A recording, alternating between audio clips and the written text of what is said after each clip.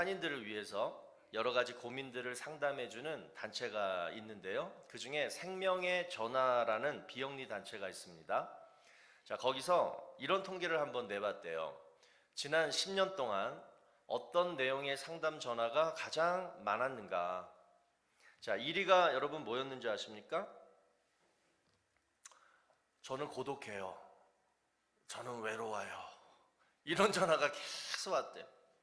또 딱 전화하고 또 그냥 침묵, 말도 안 하고. 그리고 두 번째로 많았던 내용이 뭐냐면 나 누구랑 싸웠어요. 그 사람 죽이고 싶어요. 법적으로 어떻게 해야 될까요? 뭐 이런 인간관계 문제. 이게 1등하고 2등이었대요. 저는 이 통계를 보면서요, 대충 짐작이 갔어요. 왜 1, 2위가 이런 내용이었을까? 미국에서 좀 한 10년, 뭐 20년 좀 살아보면요, 다 알 수가 있죠. 여러분, 우리 이민자들은 왜 외로울까요? 좋은 사람이 없어서 외로울까요?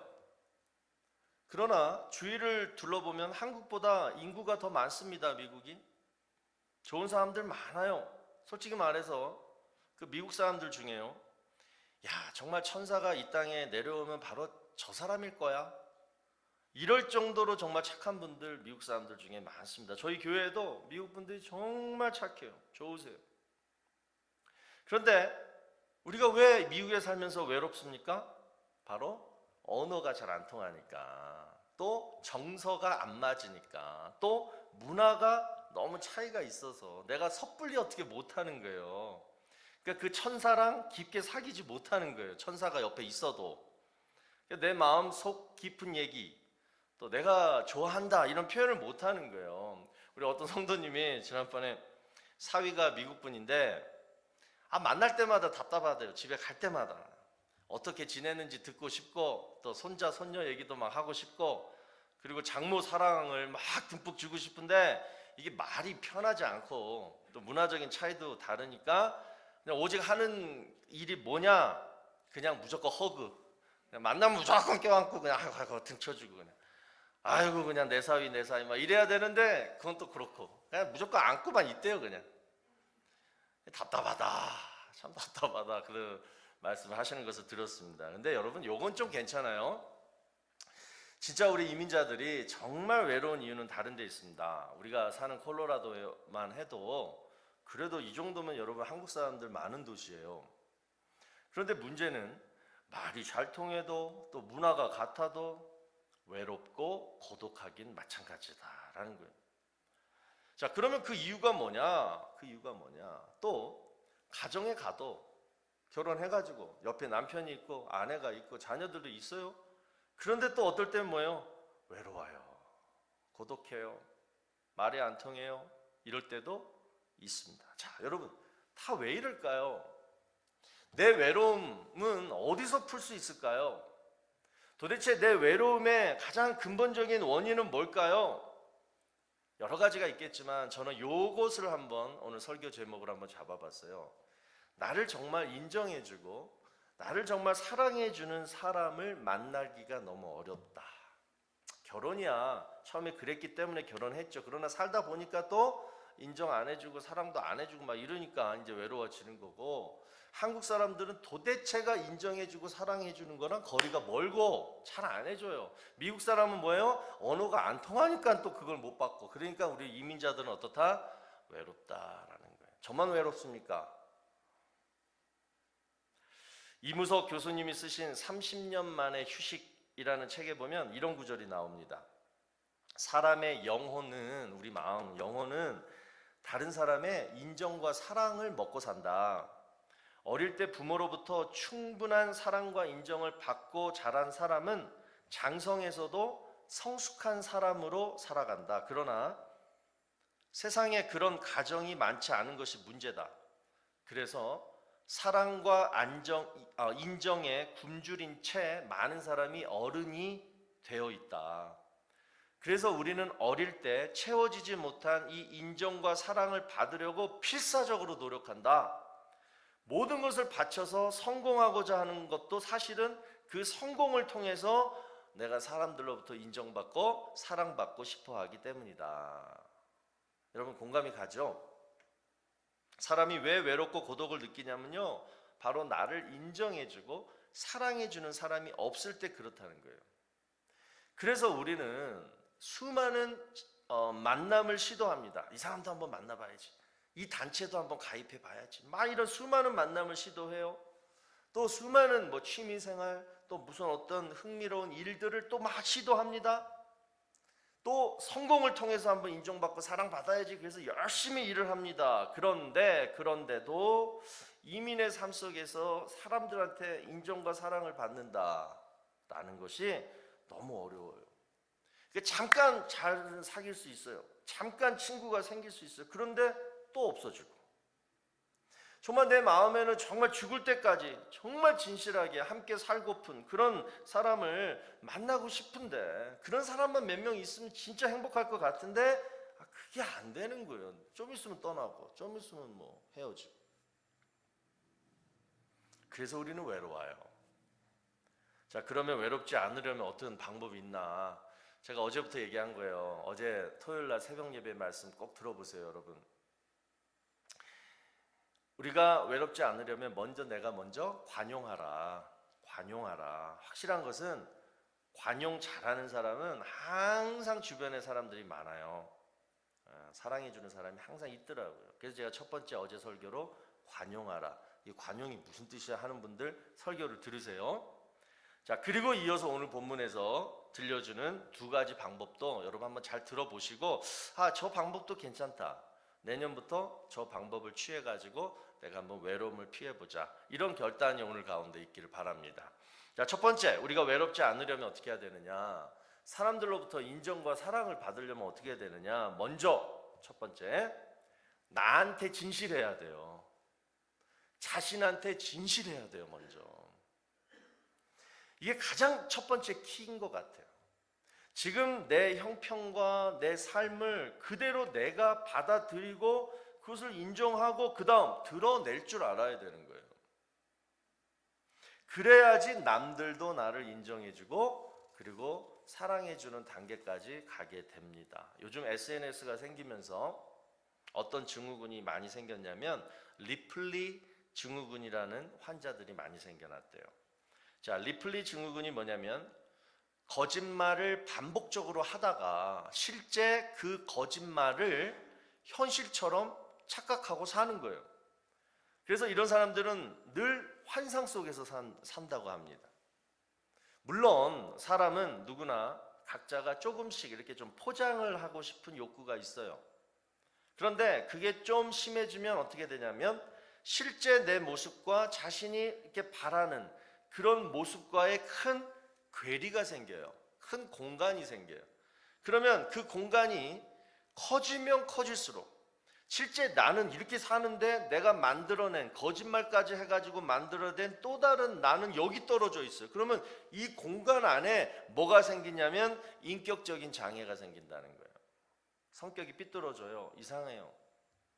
보통 여러분 이 리플리 증후군이 누구한테 많이 생기냐면 자신이 원하는 성취욕, 나는 이렇게 성취할 거야, 이런 성취욕은 이만큼 큰데 현실의 삶은 너무 그것에 못 미칠 때, 내 자존감은 이렇게 큰데 내 현재 내 능력은 요만큼 될 때, 그럴 때 너무 간절한 나머지 현실을 부정하고 자신이 바라는 세상을 만들어서 그 세상을 실제라고 여기며 산다라는 거예요.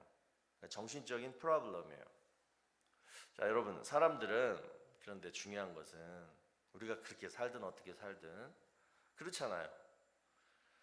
사람들 눈앞에 보이는 바로 지금 내 모습만 보려고 하지, 내가 지금 막 바라고 꿈꾸고 기대하는 그런 어떤 또 다른 내 모습은 관심도 없어 합니다. 나만 관심 있어 하지 다른 사람들은 관심도 없어요.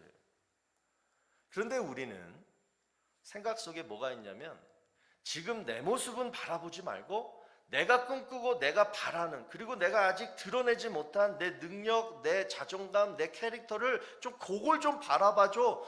누가 내 마음 찢어가지고 누가 쳐다보냐고요. 사람들은 안 봐요. 그런데 본인은 그거를 바라봐 주기를 바란다는 거예요. 아내도 그렇고 남편도 그렇고. 그래서 여러분, 나는 이런 사람이야 라고 할 때 명심하세요. 지금 내가 어떻게 살고 있는지 그것은 늘 숨기고 늘 내가 바라는 이상적인 모습만 사람들한테 보이려고 하니까 뭐예요? 사람들이 인정 안 해주는 거예요. 사랑도 안 해주는 거예요. 절대 인정과 사랑을 못 받아요. 제가 이렇게 얘기하면 좀 그런데 이 교회 안에는 리플리 증후군 환자들이 많은 것 같아요.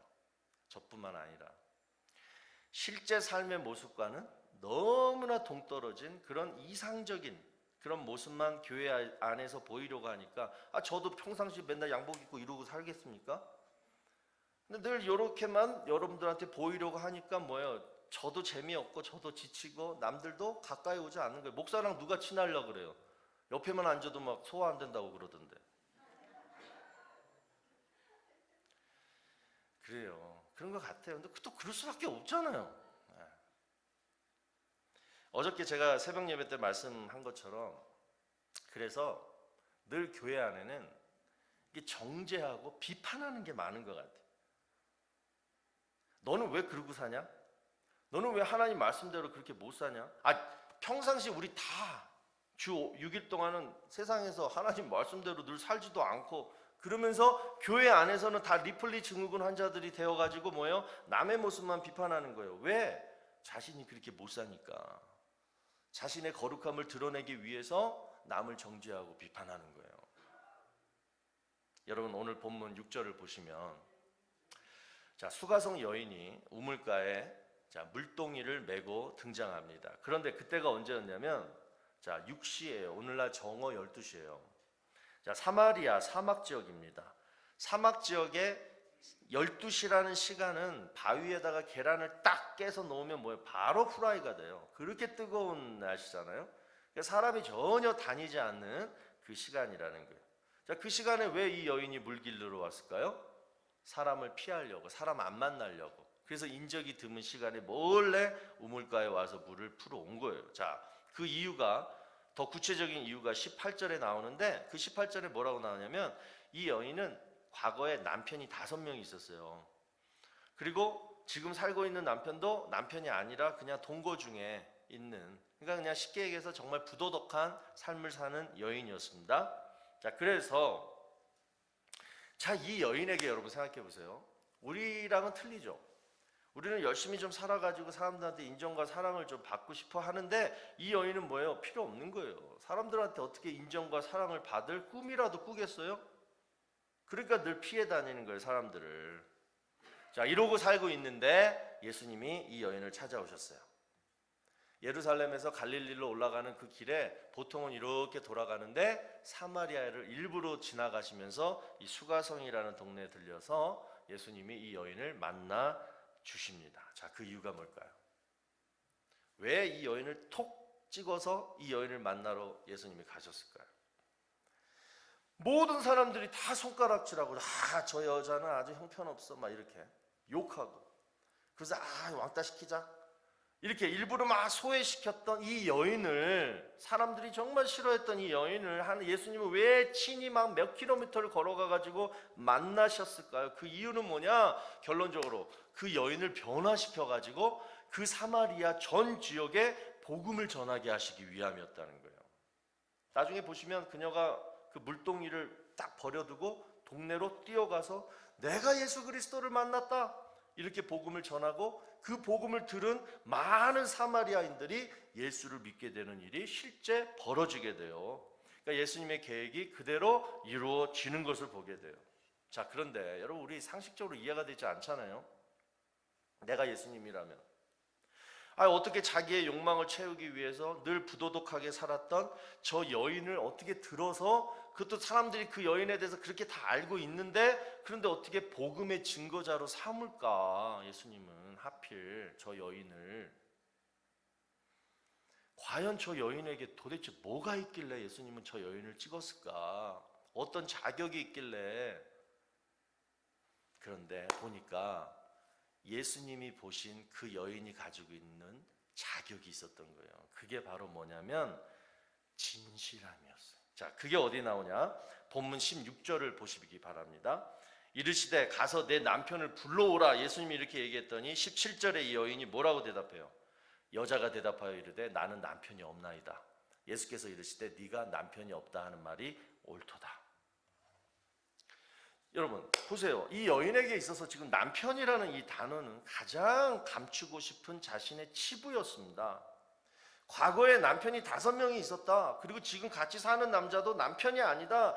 바로 이런 삶을 살았기 때문에, 살고 있기 때문에 지금 사람들 피해서 혼자 외롭게 살아온 거예요. 그런데 그 치부를 예수님이 딱 건드리는 거예요. 건드렸어요. 그런데 뭐예요? 보통은 숨기잖아요. 처음 만난 사람이에요. 사마리아 사람도 아니에요. 유대인이에요. 그냥 오늘 잠깐 스쳐 지나가면 그냥 안 만날 사람이에요. 그런데 그 예수님한테 뭐예요? 바로 대답했어요. 네, 제가 그렇게 살았습니다. 지금도 그렇게 살고 있습니다. 자, 그녀가 이 진실함을 예수님한테 보여줬을 때 예수님이 바로 뭐라 그러냐면 네 말이 옳도다. 너 참 참되도다. 이렇게 칭찬하세요. 아마 이 여인은 태어나서 처음으로 남한테 이런 인정과 칭찬과 사랑을 받았을지 몰라요. 그렇잖아요. You are right. 네가 옳도다. 네가 참되다. 여러분 여기서 우리가 정말 기억해야 될 사실이 하나 나와요. 뭐냐면 하나님도 사람도 우리의 어떤 행동보다 우리의 진실한 말 한마디를 더 인정한다는 거예요.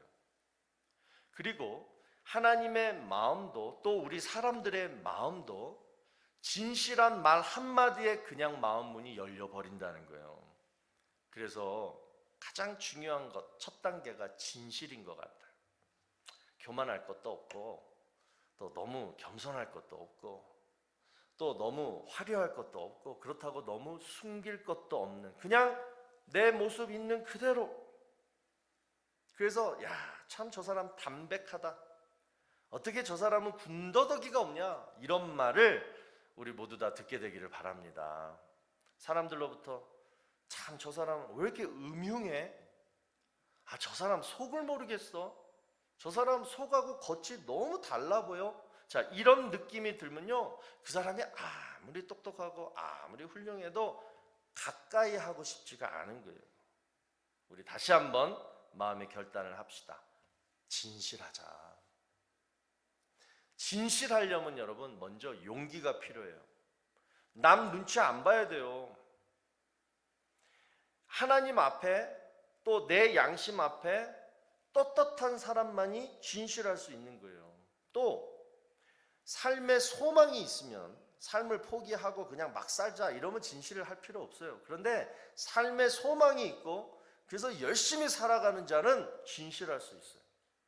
그래서 여러분 우리 진실함을 통해서 스스로 자유함을 얻고 그리고 모든 사람들의 인정과 또 사랑까지도 받게 되는 그 놀라운 축복 우리 다 얻게 되기를 주의 이름 축원합니다. 또 두 번째, 우리 외롭지 않으려면 남에게 인정과 사랑을 받으려면 잘 들으세요. 내가 가지고 있는 그 기간이 어느 정도 된지 모르지만 내가 가지고 있는 치명적인 약점을 가장 강력한 무기로 바꿔야 돼요. 수가성 여인이 자신의 치명적인 약점을 예수님한테 지금 진실하게 드러내니까 예수님이 그녀를 인정해주고 이제 새로운 대화가 시작이 됩니다. 자, 예수님이 자신을 인정해주니까 이 여인이 바로 예수님을 선지자라고 불러요. 그러면서 그동안 자신이 왜 이렇게 살아왔는지, 왜 이렇게 내가 됐는지 그 근본적인 원인을 고백하게 됩니다. 자, 그게 어디에 나오냐면 본문 20절이에요.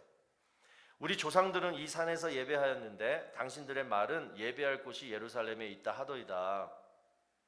자, 이게 무슨 말이냐면 이 여인의 오래전 꿈은 뭐였냐면 메시아 예수를 만나는 거였어요. 그런데 메시아 예수를 만나려면 예배를 제대로 드려야 되는데 그 예배를 드릴 운명이 자기는 아니다. 그래서 그 꿈이 좌절돼 버린 거예요. 자, 그 얘기가 뭐냐면 이 여인이 지금 사마리아 여인이잖아요. 그런데 사마리아에서 예배를 어디서 드려야 되냐면 그리심산에서 드려요. 그런데 그 그리심산은 온전한 예배를 드릴 수가 없어요. 그래서 유대인들은 그리심산에서 드리는 예배는 하나님이 안 받으신다. 오직 메시아를 만날 수 있는 진정한 예배는 예루살렘 성전뿐이다. 이렇게 조상들부터 얘기를 해줬고 이 여인도 그렇게 믿었던 거예요. 그래서 뭐예요? 메시아를 만나고 싶었지만, 예배를 정말 드리고 싶었지만 운명과 장소 탓으로 그 꿈을 좌절시켜버린 거예요. 여러분, 누구에게나 치명적인 약점이 있습니다. 그런데 가만히 보면 왜 지금까지 그것이 내 치명적인 약점이 되었을까? 좀만 깊게 들어가 보면 대부분이 지금까지 내가 잘못 알고 잘못 믿었기 때문에 그것을 약점으로 알고 살고 있을 수 있다는 거예요. 자, 이게 무슨 얘기냐? 여러분, 치명적인 약점을 아킬레스건이라고 부르죠. 아킬레스건. 예수님은 이 아킬레스건을 고쳐주신 거예요. 치명적인 약점을 고쳐주신 거예요. 자, 어떻게 고쳐주셨어요? 지금까지 잘못된 예배에 대한 믿음, 잘못된 지식 때문에 스스로 아킬레스건을 만든 거예요. 그러니까 어떻게 돼요? 예수님이 그것을 제대로 가르쳐 주신 거예요. 어떻게 가르쳐 줬어요? 그 말씀이 24절 말씀이에요. 자, 다 같이 읽어봅니다. 시작.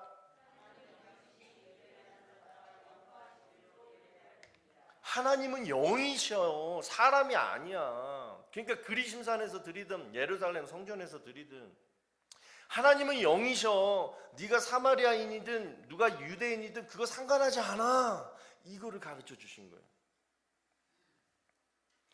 지금까지 참다운 예배를 드릴 수가 없어서 내 꿈이 좌절되었고 그래서 부도덕한 삶을 그냥 살았다면 이제 예수님이 하시는 말이 뭐예요? 이제 오늘 똑바로 깨닫고 이제 제대로 된 예배를 드려. 그게 뭐냐? 영과 진리로 예배 드리는 거야. 근데 여러분, 여기서 저는 이렇게 적용해 보고 싶어요. 그냥 예배만 영과 진리로 드려라가 아니라 뭐냐면 영과 진리로 살아. 엔 푸뉴마리, 성령 안에서요. 영. 그 다음에 진리는 엔세테이아, 말씀 안에서라는 말이에요. 그러니까 성령 안에서, 말씀 안에서 사는 게 예배고, 그렇게 살면 이제 너 변화될 수 있다는 거야. 그거를 예수님이 말씀해 주신 거예요. 요즘 그 오미크론이라는 신종 변이가 생겨서 우리 가끔 이렇게 좀 신경을 쓰고 있는데요. 근데 뉴스를 보니까 그나마 다행인 것이 오미크론 그 변이에 확진된 사람들 보니까 거의가 뭐예요? 무증상이다. 지금까지는 경증이다. 이렇게 나오고 그리고 뭐 독감도 아니고 그냥 감기 정도의 증세를 보인다. 그래서 백신만 잘 3차 부스터 잘 맞고 마스크 잘 끼고 그러면 중증까지는 안 갈 것이다. 이제 이런 희망 섞인 그런 뉴스를 요즘 계속 보게 되는데요. 자, 제가 무슨 말씀을 드리려고 하냐면, 자, 여러분 보세요. 2년 전에 처음에 뭐가 나왔어요? 코로나19가 왔어요. 그러다가 요 몇 달 전부터 뭐예요? 델타 변이가 강력한 게 나와가지고 코로나19를 덮어버렸어요. 그런데 이제 뭐예요? 오미크론이 만약에 이게 우세종이 돼버리면 뭐예요? 이 델타 변이는 없어지는 거예요. 이게 전염병의 추세라는 거죠. 여러분, 우리 인생의 치명적인 약점과 운명을 고치려면 내 인생의 우세종이 나와야 되는 거예요. 우리가 살면서 약점 한두 가지 다 있는데 그 약점 한두 가지 고치려고 내가 계속 그것만 신경 쓰다 보면 여러분 시간만 가고 또 잘 고쳐지지도 않아요. 죽을 때까지 그 약점 가지고 죽는 거예요. 그런데 정말 내 인생에 정말 중요한 가치, 정말 어떤 교훈을 내가 정말 땡 하고 그냥 딱 깨닫게 되면요, 그 깨달음이 우세종이 돼가지고 지금까지 내 인생을 좌절시키고 잘못되게 살고 무기력하게 만들었던 모든 치명적인 약점들을 다 덮어버리는 거예요. 완전 새로운 인생 살 수 있게 만드는 거예요. 그게 뭐냐? 오늘 예수님이 우리에게 말씀하는 게 바로 영과 진리로 살아라. 성령과 말씀 안에서 살아라. 그러면 여러분이 어디서 무엇을 하며 살지라도 성령과 말씀이 여러분 인생을 축복된 인생으로 만들어 준다라는 거예요. 믿으시기 바랍니다. 제가 전도사 때요, 여름에 청년들 데리고 수련회를 갔는데 그 첫날 밤에 뭘 했냐면 서로 삶을 이렇게 쉐어하는 시간을 가졌어요. 그때 이런 질문을 했습니다. 여러분 인생을 이렇게 돌아볼 때에 언제부터 인생이 꼬이기 시작했습니까? 그림을 한번 그려보십시오 했어요. 나이 몇 살.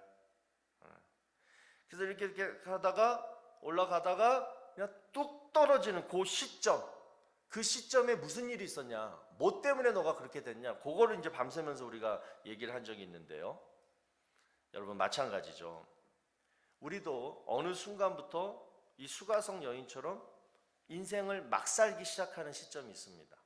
뭔가를 잃어버리는 시점이 있습니다. 그런데 너무 놀라운 것이 우리에게도 이 여인처럼 그 시점 바로 전에, 그 어라운드 시점에 어떤 꿈이 좌절됐다든가 어떤 이상적인 어떤 목표가 좌절됐다라든가, 그러니까 굉장히 자기가 추구했던 이상과 목표는 건전하고 아름답고 굉장히 좋은 거였는데 그게 충족이 안 되고, 안 되니까 뭐예요? 정반대의 삶으로 추락하게 돼버리는 거예요. 그럴 수 있다라는 거예요. 그 리듬을 잃어버렸다는 거예요. 파스칼이 이런 말을 했습니다. 제가 굉장히 좋아하는 말이에요. 모든 사람에게는 오직 하나님만이 채울 수 있는 하나님이 만드신 공간이 있다. 저는 이 말을 동의하면서 이 말을 이렇게 바꾸고 싶어요. 모든 사람에게는 오직 하나님만이 채울 수 있는 웅덩이가 있다. 그 웅덩이는 하나님만이 채울 수 있는 공간이다. 하나님이 나를 위해서, 특별히 내 인생을 위해서 파놓으신 웅덩이가 있어요. 우리는 그 웅덩이 안에 이러고 살 때, 그 웅덩이에 있는 것을 이렇게 파먹으면서 살 때 아무 이상이 없는 거예요. 그런데 우리는 보통 어떻게 해야 되냐면 어느 시점부터 그 웅덩이에서 나와가지고 옆에 또는 멀리 다른 웅덩이를 파기 시작해요. 내 공간을 내가 스스로 만드는 거예요. 그리고 그 공간에 뭘 넣어요? 내 만족을 채우려고 해요. 보상을 받으려고 해요. 그런데 희한하게 그때부터 내 인생의 그래프가 내리막길로 걷게 되는 거예요. 이해되시죠?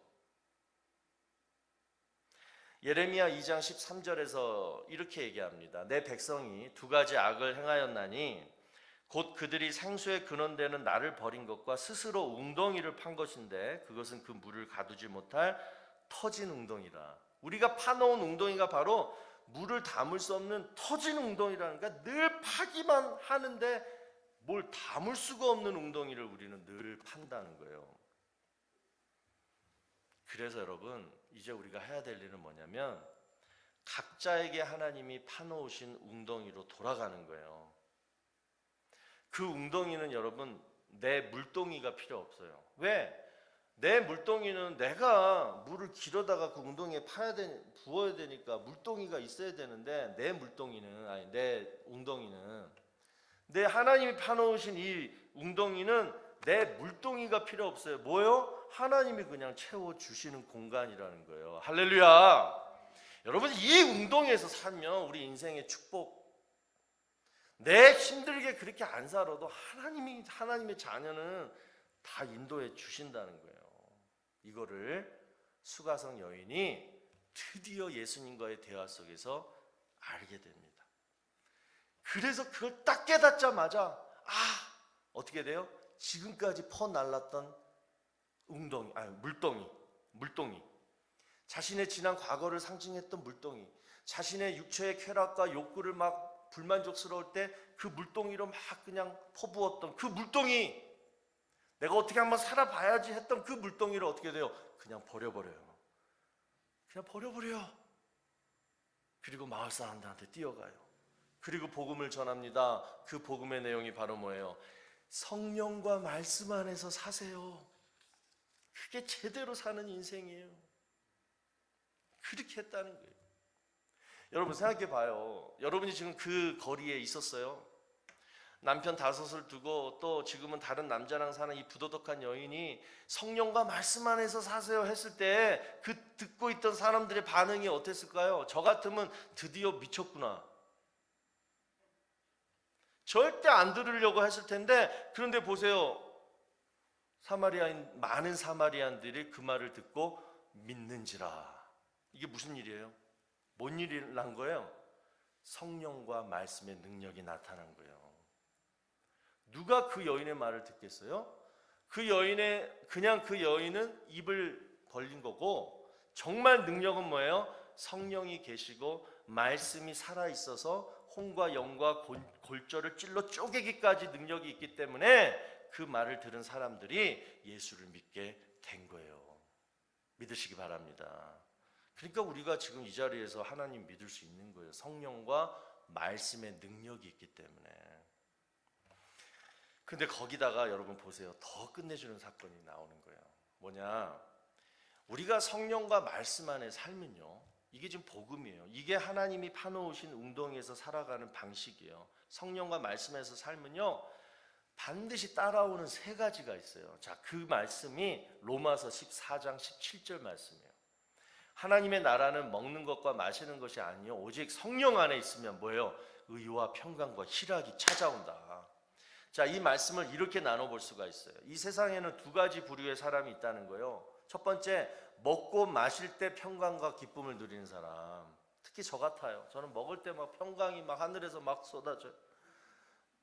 이런 사람. 육체의 정욕 쾌락 속에서 살아야지 막 그냥 막 뭐가 평강이 오고 기쁨이 오는 사람. 이런 부류가 하나 있고요. 또 하나는 뭐예요? 성령과 말씀 안에서 있을 때 정말 평강과 기쁨을 누리는 사람이 있는 거예요. 우리같이 예수 믿고. 수가성 여인은 지금까지 먹고 마실 때 누리는 평강과 기쁨을 쫓아서 살았습니다. 그런데 본인도 잘 알아요. 그것이 창피한 부끄러운 평강과 기쁨이었다는 것을. 그래서 사람들 피해 다녔고, 그래서 자신도 늘 공허하고 외롭고, 그러면서도 계속 육체적인 목마름, 그 갈증을 풀려고 계속해서 과거의 습관을 끊지 못했다는 거예요. 그런데 예수님이 야, 영과 진리로 살아라. 이제 성령 안에서, 말씀 안에서 평강과 기쁨을 누려라. 이게 깨달음이 오니까 어떻게 돼요? 예전에 누렸던 평강과 기쁨, 물동이와 함께 다 버려버리고 새로운 삶으로 완전히 변하게 되었다는 것입니다. 여러분, 예수님과 동고동락 3년을 동고동락했던 예수의 제자들도 예수님과 함께 있을 때 예수님이 진짜 메시아라는 사실을 미처 깨닫지 못했습니다. 그런데 이 수가성 여인을 보세요. 예수님의 제자도 아니에요. 유대인도 아니에요. 모두가 다 멸시하고 욕했던 사마리아의 부도덕한 여인이었어요. 그런데 그 여인이 예수님을 딱 한 번 만나고 잠깐 그 낮에 대화 나눈 것을 통해서 어떻게 이렇게 삶이 변화될 수 있었을까요? 그 이유는 딱 한 가지예요. 그 여인이 평소에 얼마나 오랫동안인지는 모르지만 자신의 그 부끄러운 치명적인 약점을 정말 고치고 싶어 했어요. 목말랐기 때문에 생수를 발견한 거예요. 배고팠기 때문에 정말 진정한 맛있는 밥을 먹은 거예요. 그런 사람을 예수님이 찾아가 만나 주십니다. 여러분, 이 시간 우리도 생수를 발견하기를 축복합니다. 예수님이 오늘 본문 마지막 절에서 말씀하셨어요. 그 생수가 바로 나다. 그게 나다. 예수님이 생수라는 거예요. 이 말은 예수님이 내 치명적인 약점 해결해 주실 수 있다라는 거예요. 자, 우리 시간 기도합시다.